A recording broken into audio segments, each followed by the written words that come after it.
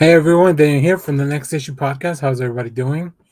Today's stream, I wanted to do a quick stream. We didn't get to do a live video this morning, so I wanted to do a quick stream to kind of replace that. Keep some live videos on the channel, but also because I got to watch, as you saw on the at the beginning of the stream, I got to watch both Candyman from 1992 and Candyman from 2021. So I'll be talking about both movies. Uh, I will give a spoiler warning once I do get to the spoiler section, so it'll be non-spoilers up front. Quick shout out to people watching live. Hey Austin, how you doing? Yeah, here we go. Um, so I've been meaning to watch Candyman 2021 for a little while. It's been out on VOD for a minute. I didn't get a chance to go watch it at the theater, uh, but I also I heard that I think with some of these movies that are like reboot sequel type of movies, like it's better if you do know the original source material. Kind of like like Halloween 2018. You probably didn't really need to watch the first Halloween, but it was definitely a lot better. I think if you watched the first Halloween. So I felt this would be something similar. There's a lot of movies like that yeah, like Austin said here in the chat, legacy movies. Yeah, I think you know I think it's fun to go back and watch some of this stuff that was made in the 80s and 90s to try to understand too why are we remaking it now. A lot of these creators, they probably grew up watching those things, and it's something that they feel they can get a message out. And I think both Candyman movies have definitely messages. One maybe more subtle than others. Some is a little bit more upfront about it. But let's get into it. I'm going to talk about Candyman 1992 first. So Candyman 1992 is rated R. It has a runtime of an hour and 39 minutes, which I feel around that range is really good for horror movies. Um, Back in, I guess the current Rotten Tomatoes score is 77% for the critics and 62% for the audience. I'm leaning more towards the critics as far as my experience with the movie, and I'll go over some of the stuff, some of the reasons why. So the quick synopsis, and this isn't really nothing spoilery, just kind of setting up the premise. The Candyman, a murderous soul with a hook for a hand, is accidentally summoned to reality by a skeptic grad student researching the monster Smith. This was directed by Bernard Rose, written also by Bernard Rose, and is based on the work of Clive Barker called The Forbidden. I believe that's a book. It stars Virginia Madsen as Helen Lyle, who's our protagonist and one of the grad students mentioned in the premise. Also, Xander Berkeley as Trevor Lyle, Tony Todd as the titular Candyman, Casey Lemons as Bernadette Walsh, who is the partner of, I guess, these grad students are working on their thesis. So Bernadette is the other grad student that's working with Helen, and Vanessa Williams as Anne Marie McCoy. So this movie starts this with Helen, who's looking into urban legends and things like that. Um, I think one of the really cool things is that the movie doesn't take a long time to get to what it needs to do, and that is bring you to points of tension. Right, it sets up all the players. It sets up a little bit of the setting, the contrasting setting too, with the university versus the neighborhood, which the neighborhood is, it's the projects is where they built project housing for um, low income people, and it's called the neighborhood is called Cabrini Green, and that's pretty much the setting for both movies. And yeah, it's it's really funny because they contrast really well how our protagonist, who's a grad student married to, I believe, her husband's a professor, so they're pretty well off, and then you contrast that with them going into this neighborhood full of project housing and government housing and stuff like that. There's obviously a big contrast there.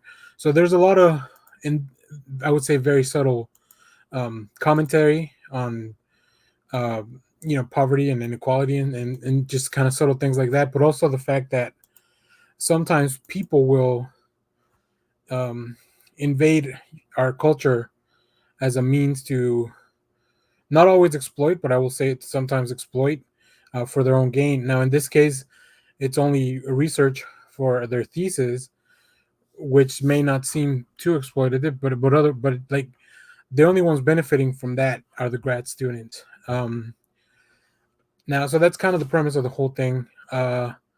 Once we do get to the neighborhood, though, like things start rolling very fast. So the movie's very very well paced. Like I don't feel like we waste any time on anything as far as like developing any characters. I think the characters, they give you enough to get attached, or you so you can understand where they're coming from, their intentions. Um, so I like that a lot. I thought the cinematography was actually very good. I think the movie holds up pretty well. I did watch a it was a restored, not restored. It was just upgraded to high definition, so it looked very good. So I don't know if that was the case in 1992, but I imagine it was. There's a lot of really cool settings in this movie, like the building, the main building where we are, where everything's kind of happening. There's graffiti all over the place. Like it really feels like they really thought about this, and then also to contrast it with Helen's apartment, which is like this luxury high rise almost. So yeah, it's really cool, but they have a lot of parallels comparing to the like from one building to the other, and then kind of like where Candyman resides. It's a it's just a really cool setting, and the way you have to get there, it's really cool. I really like that. I really enjoyed the performance. I think Virginia Madsen did an amazing job because she goes from like this, somebody who is calm and a research student, and somebody that, and it things just kind of start escalating, especially after the introduction of the Candyman, who I'll speak to in a minute because Tony Todd does a fantastic portrayal of the Candyman. I also really like the lore of that they built in both in this movie and in the other movie in the 2021 version. I think it's like I said, it's commentary, but it's subtle enough where you're like, okay, this is a horror movie, but once you get some time to think about it, and I just watched both of these movies today, which is kind of why I wanted to do a stream. Um, I think I think as things develop, like I just have more time to think about it and watch like maybe some videos and stuff like that. I think it's a really interesting world that they've set up here. I'm gonna check out. There's two sequels to this prior to the 2021, so I'm gonna check out how those work. Uh, Shout out to Greg. What's up, Greg? Yeah, man. Don't say it too many times though. I really like the suspense they build with that though. The like the whole saying his name 5 times. Like it's really powerful at some point. Like because you can kind of tell how apprehensive the characters even in the movie are. So they play that off really well. Let's talk about the actual Candyman. Um, so the design of the Candyman is it's really cool. With the coat and the hook hand, and then they give you the backstory. Also with the beast, like all that stuff is built into the Candyman. Oh, I need to stop saying the name. It's built into the mythology. Um, MK Podquist, definitely check out Man Candy. Is okay. Let's add it to the list. I should have done a three-way review. Um, yeah, so I think that Tony Todd really delivers a really cool performance. There's a few effects that I think they look sometimes I would say maybe a little cheesy, but I think at the time they were really probably. There's one scene where Tony Todd just gets kind of sucked out of a window like for for effect, and it looks really weird because it looks a little cheesy, but it like what it's doing in the movie, it's really powerful because it leaves Helen in a really bad position.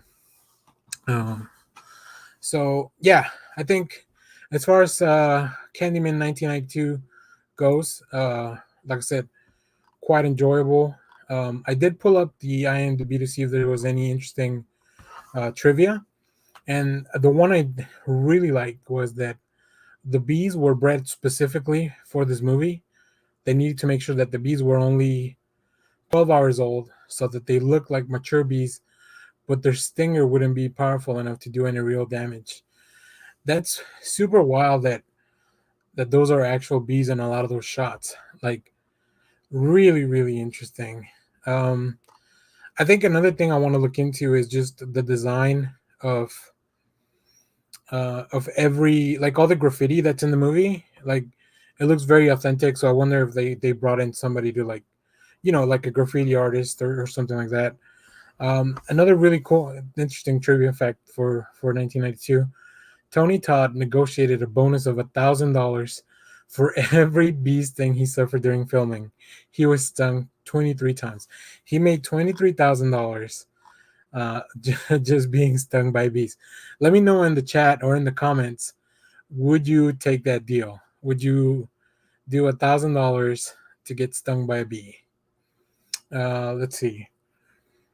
All right, I think that's it. I think I'll cover the rest in the spoiler version. Yeah, Greg's in $1,000 for B. Bring the bees. Um, oh yeah, the last thing here that I saw, uh, Virginia Madsen was hypnotized and given a trigger phrase on the set for her scenes with Candyman. So Madsen grew increasingly uncomfortable with this method and asked to be canceled. That's so wild. Oh, okay, yeah, no, Austin, we don't want to. It's not worth it. Yeah, I want to, but I can't. No, it's okay. I don't think it's worth it. Yeah, that's wild. Like, imagine being hypnotized just to. I mean, you can tell some of the scenes she does a really good job portraying the fear. All right, let's move on to Candyman 2021. Um, I'll go over that. Like I said, non spoilers. And then the third act of this stream will be me talking about both movies, how they connect, and then, with spoilers. So I'll give you guys a warning. Um, oh, Greg, I paid for tattoos all over my body. Time to get paid for pain. Yeah, but the bees don't leave anything behind. Maybe if you get to keep the honey as well. That might be worth it. So Candyman 2021, it's also rated R. It's got a runtime of an hour and 31 minutes, which, like I said, I think for these movies is more than perfect. As of today, it has a Rotten Tomatoes score with the critics at 84% and the audience at 72%. Yeah, I mean that seems super fair, I think, on both ends. So I'm gonna skip the synopsis because it's a little spoilery, especially for the people that don't like want to go into this movie blank. But this was directed by Nia DaCosta, written by Nia DaCosta, Jordan Peele, and Win Rosenfeld. So I did look at the IMDb. I remember when we did a trailer reaction for this with Clay. Uh, I don't think there's only one other Nia DaCosta movie called Lost Trees. Lost Trees, I believe. Um, I don't think I've seen anything by this director, so I'm interested to see kind of where it goes, and you'll see in a minute why. This stars Yahya Abdul Mateen as Anthony McCoy. I think Yahya is a fantastic actor from both Aquaman, his role in The Watchmen from HBO. Yeah, so uh, I think he was perfect for this role. We also have Teyona Paris as Brianna Cartwright, Nathan Stewart Jarrett as Troy Cartwright, and Coleman Domingo as William Burke. So these are kind of the main characters. There's a lot more people. So I guess the one setup I will do. So Anthony Yaya's character is an artist looking for inspiration, and he goes to he lives in Chicago, which is where Cabrini Green the housing projects from the original movie are. So he goes there to look for some inspiration for his art, and that's kind of what kicked things off. Um, so I would say if you've never seen the 1992 movie, you can definitely watch this um, on its own. It has a really interesting way that it does exposition for the mythology of the titular character. I'm trying not to keep saying the c word, um, just in case. Um, so that's actually it's done through a really cool method. We also the movie kicks off with like these shots of Chicago buildings that are from such a really cool angle, like just all kinds of different angles, and the way the city is shot versus the way the housing projects of Cabrini Green is shot. Like you can really tell the contrast. Like I mentioned, this movie Candyman 2021 also has a lot of commentary when it comes to race relations and disparity of income. Uh, but I think it's not as subtle as the original movie. So I think this was more, and it doesn't it doesn't, you don't get hammered with it throughout the movie. But as you kind of think back on it, like what this movie's going for. That being said, it doesn't take anything away from the movie. I think it's really interesting the way they managed to weave in and out of that. Um, like I said, the Yaya's development of the character as the movie rolled on, like it was really good. I think the way things kind of kept escalating, and once the mythology kicks in, like you're fully in. Now this one is 2021 when compared to the other one. Um, I feel like it has a few scenes where it's maybe it does waste a little bit of time as opposed to the other one, which the other one had a longer runtime. But yeah, but overall, like I really enjoyed it. I think the movie looks great. I think the performances were amazing. There's some really cool special effects, like just stuff that would blow your mind. I think when you guys watch it, you'll see. I don't think either movie was particularly scary, but it was definitely both were definitely unnerving for different reasons, which I'll go more into the spoiler session. So yeah, um, I have more to say about 2021, but I want to keep that even less spoilery. So let me go to some trivia for 2021, and then I'll go into spoilers. Give you guys a little warning me for that.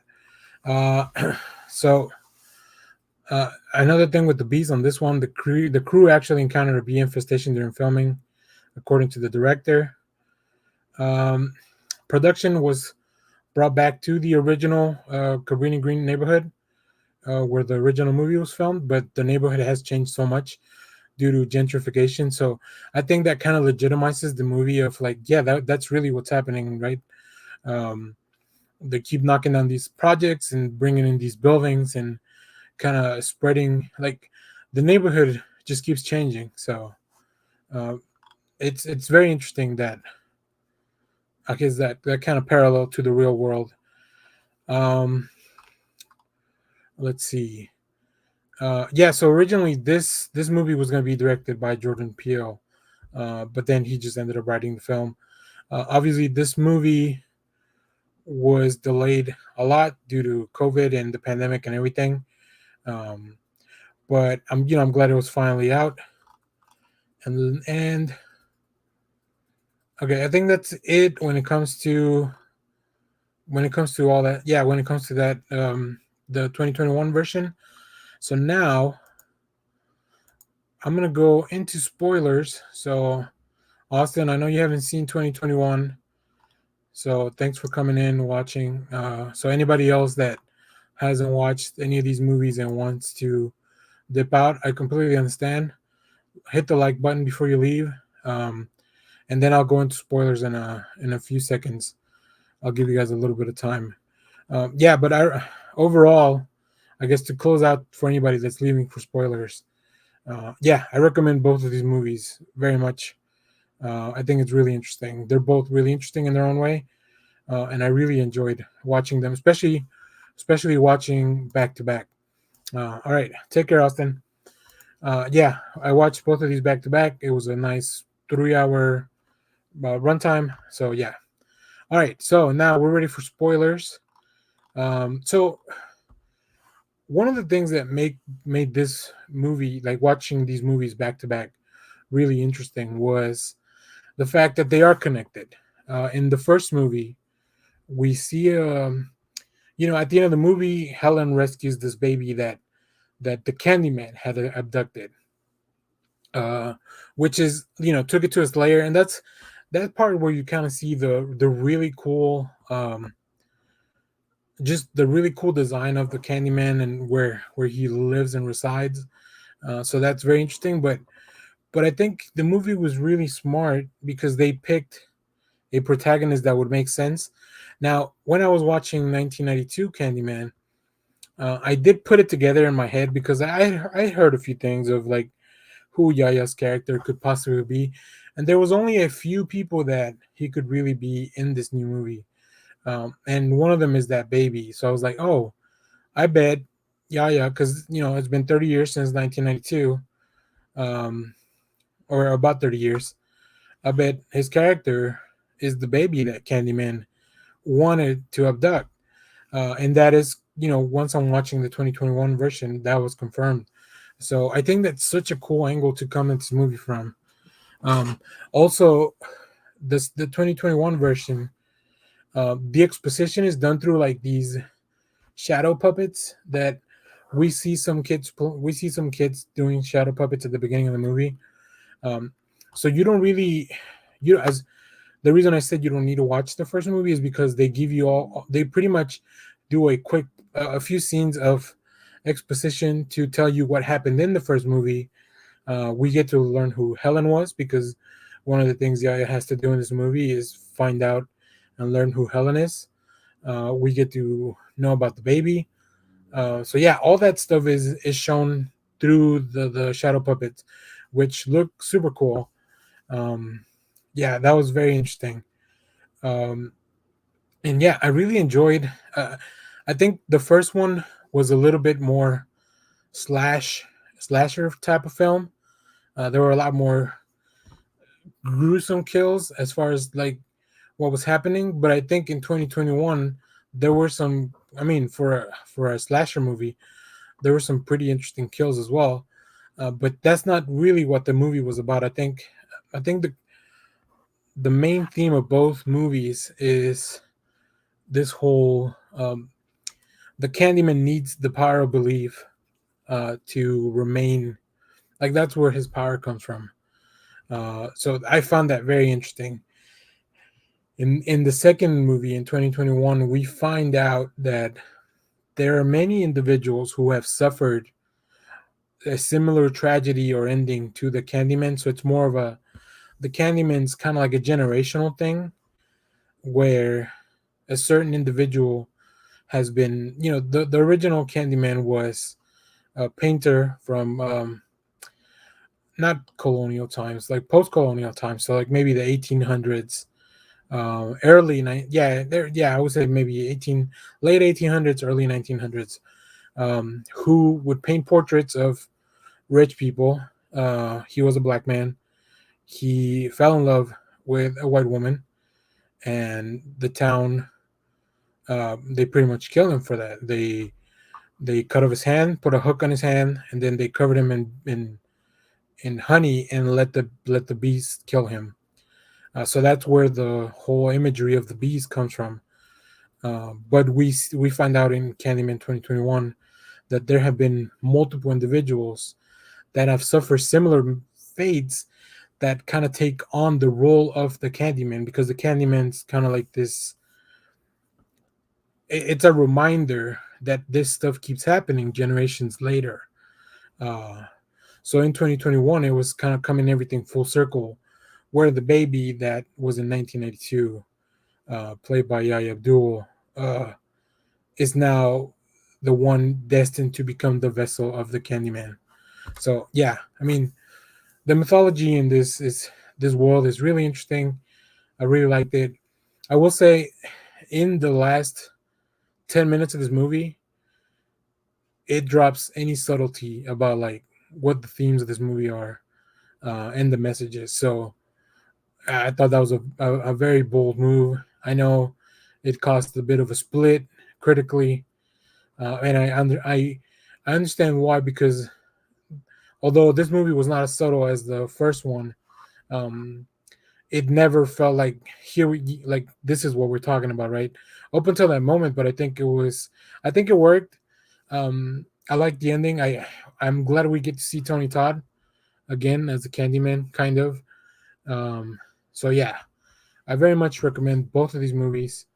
If you can watch them back to back, I would say you can spend 3 hours in many worse ways. So let's see. Let me see if there's any last trivia that's a little more spoilery. Um, so this is Tony Todd's fourth time playing the Candyman. He was digitally de-aged to appear closer to what he looked like in 1992. Uh, oh, that's interesting. Prior to him becoming Candyman, Anthony McCoy, who's Yaya's character, is his full name is spoken 5 times in the film, leading up to that moment. That's cool. That's so subtle. Like I didn't even catch that. Um, wow. In the first trailer released for the film, there are 2 shots of a woman wearing Helen Lyles, who's the original protagonist, her burial dress and flower wreath from the ending of the original movie, sitting in the pews of the church, looking at Anthony McCoy and nodding. But these shots were deleted from the final version of the film. Oh, that's interesting. And then, yeah, like I mentioned, Anthony McCoy is revealed to be. Um, hey, Matt, what up? What up? Thanks for joining. We're in the spoiler part of Candyman. So, just FYI. But we're almost wrapping up. I know there's other stuff happening. I gotta take off to in a minute. Also, one of the things that was really interesting is that this is the first Candyman film to have a black protagonist, which is wild because I mean, just because of the themes and everything that this movie is about, it's yeah, that's crazy that it's not till here. Uh, so yeah, the first Candyman film to be shot digitally. All the other ones were shot on 35 millimeter cameras. That's cool. That's cool. I love seeing the behind the scenes stuff for these movies. Um, yeah, I think that's about it. But man, I had such a good time with both of these movies. I look forward to more work by Nia DaCosta. I think the movie that they delivered was really cool, and just the imagery, the the way it was shot, and then like I said, those moments of exposition really made it worth it for me.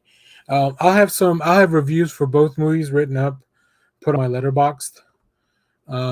So keep an eye out for that. Yeah, if you follow me on Twitter at Echo Spider, I'll tweet those out, given my final score. I just kind of want to let it sit because I just finished watching them like a couple hours ago, uh, and then I had some stuff to do before doing this. Oh, another thing, it's interesting. Lakeith Stanfield was considered for the role of Anthony McCoy, but he turned it down so he could do Judas and the Black Messiah, which is another really cool movie. So yeah, go check that out. I think that's back on HBO Max if you have it. Um, all right. Well, that's it. That's gonna do it for the review of both Candyman films. Man, I'm sure I've said that name more than 5 times. So check on me later. Uh, yeah. Okay. Good. You've seen it. Good. I'm glad you like that, Matt. Yeah, I hadn't had a chance to watch it till today, because I had been meaning to watch the original first. So yeah. So just a few announcements before everybody leaves. Thanks for watching, though. Remember to share, like, subscribe, leave a comment. Next Saturday, I'll be doing a live stream all throughout DC fandom. So come hang out in the chat. If you know me personally, like if we talk on a regular basis, hit me up on however we can communicate. If you want to come hang out on the stream, I'll send you a link. We're also sending links to our Patreons. And yeah, I'll Let's see, Candyman review by Man Candy Danny. Thank you. I do have to go check out MK Podcast requested I go check out a movie called Man Candy, so we'll have to figure that out. See if that works. I may do another stream. I did just watch both escape room movies recently, so I may do another stream throughout the week. But we have some advanced reviews for comics. We have, let's see, World of Darkness from Vault. We have Ultra Mega Volume 1 from Image Comics. We have, what's the other one? Oh, The Magic the Gathering Volume 1. That's also the trade paperback is coming out this week. So we have some advanced reviews for that. I'm also doing a review for Clear Number 1, which is another of the Scott Snyder's books coming out. So yeah, stay tuned. There's more reviews. Oh, and obviously the new Batman book, Batman the Imposter number 1, that's coming out this Tuesday. That one will not be advanced, so stay tuned for the channel on that. But we do have a few advanced reviews that are coming, and they're going to be super fun. So, and trailer reactions as they come out. I'm sure we'll have after DC Fandom. I'll make individual videos for a lot of those trailers. But yeah, hit the like button. Thanks, Matt. Yeah, if you want to just come hang out and watch DC Fandom and kind of react through all this stuff, like it's gonna be a lot of fun. Last year it was 8 hours. I don't know how long it is this year, but I'm here to ride. I will once the schedule's out, I'll put out something of when I may take a break to go get some food or whatever. But yeah, should be a good time. So thanks everybody in the chat, Austin, Greg, Matt, MK Podquest. Thank you guys. Thank you guys for watching live. We do have a Patreon. It's on the description of most of our videos, not this one, but most of the videos. Patrons get uh, access to a lot of the reviews first. So yeah, Matt, I'll hit you up. Or we'll talk on online. Because yeah, that'd be super dope. So all right, well that's gonna do it for this stream. Hopefully we'll have a Halloween show, and by that I mean the movie, because Halloween Kills is coming out next Friday. Hopefully that'll be our show next Sunday. Stay tuned on the channel for that. So thanks for watching, everyone. Bye bye.